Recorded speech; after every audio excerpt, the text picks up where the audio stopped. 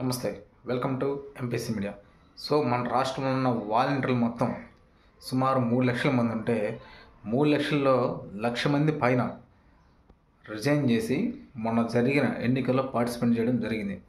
So 1,00,000 మంది పైన ఉన్న వాలంటీర్లు ఎవరైతే రిజైన్ చేశారో వాళ్ళు ఈరోజు మన విజయవాడ కలెక్టర్ ఆఫీస్ దగ్గరకు వచ్చి ధర్నా చేపడుతున్నారు. సో ఎవరైతే రిజైన్ చేయకుండా ఉన్నారో వాళ్ళైతే మటుకు ఎవరు ఈ ధర్నాలో పార్టిసిపేట్ చేయట్లా. కేవలం ఎవరైతే రిజైన్ చేసి ఉన్నారో వాళ్ళే ఈ ధర్నా చేపడుతున్నారు. సో వీళ్ళందరిని మళ్ళీ బాబు గారు విధుల్లో తీసుకోవాలా లేదా అన్న దానిపైన ప్రజెంట్ చర్చ జరుగుతుంది.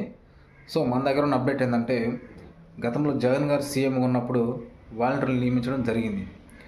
సో అప్పుడు 50 ఇళ్ళకి ఒక వాలంటరీ, ఇప్పుడు 100 ఇళ్ళకి ఒక వాలంటరీ చూడొచ్చు. అప్పుడు 50 ఇళ్ళు, ఇప్పుడు 100 ఇళ్ళు, 50 ఇళ్ళు పెరిగినాయి ఇప్పుడు. సో 100 ఇళ్ళకి ఒక వాలంటీర్ ఉన్నాడు కాబట్టి ఆ 100 ఇళ్ళకి చేసే వాలంటీర్కి నెలకు 10,000, వాళ్ళకి మళ్ళీ శిక్షణ ఇచ్చి నెలకు 10,000 శాలరీ ఇస్తారు. ఇంకోటి కూడా ఏంటంటే, ఈ పింఛన్లు పంచే కార్యక్రమంలో వాలంటీర్ని అలో చెయ్యరు. వాలంటీర్కి అసలు అలో లేదు ఈ పింఛన్లు పంచే కార్యక్రమంలో. ఓన్లీ సచివాలయ సిబ్బందే ఈ పింఛన్లు పంచుతారు. సో మన దగ్గర ఉన్న ఇంకో అప్డేట్ ఏంటంటే, చాలా వేగంగా వాలంటరీ వ్యవస్థ పైన కసరత్తు జరుగుతుంది. ప్రజెంట్ వాలంటరీ వ్యవస్థలో చాలా మార్పులు చేస్తారు.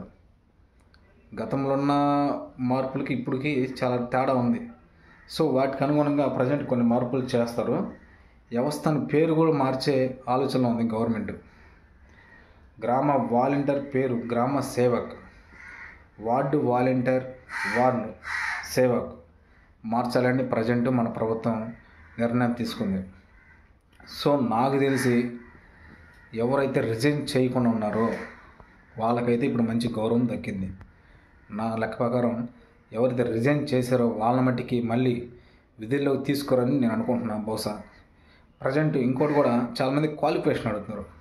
సో క్వాలిఫికేషన్ అసలు డిగ్రీ ఉండాలా, 10th ఉండాలా, ఇంటర్ ఉండాలా అనే దాని గురించి కూడా పూర్తి క్లారిటీ ఇంకా రాలా.